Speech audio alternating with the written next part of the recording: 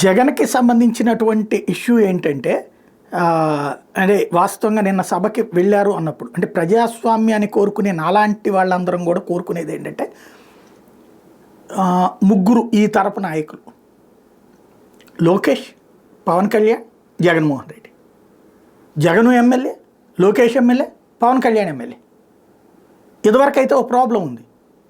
పవన్ గెలవలా, లోకేష్ ఓడిపోయారు, జగన్మోహన్ రెడ్డి అసెంబ్లీలో ఉన్నారు. చంద్రబాబు జగన్ల మధ్యన పోరాటాన్ని పెద్దగా లెక్కేయలేం. ఈ ముగ్గురు చదువుకున్నటువంటి వాళ్ళు ప్లస్ లోక జ్ఞానం తెలిసినటువంటి వాళ్ళు, ఈ తరపు యూత్కి ఐకాన్స్. కాబట్టి వీళ్ళ ముగ్గురు సభలో ఉంటే జగన్ ఒక పాయింట్ రైజ్ చేయాలా, లోకేష్ సమాధానం చెప్పాలా, దాని మీద డిబేట్లో పవన్ కళ్యాణ్ పాల్గొనాలని ఆశించాం.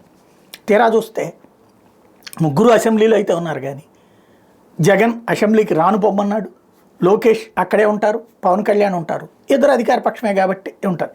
ఇంకా ఆ టెంపో అసెంబ్లీ నుంచి ఆశించిన టెంపో మాత్రం మిస్ అవుతుంది.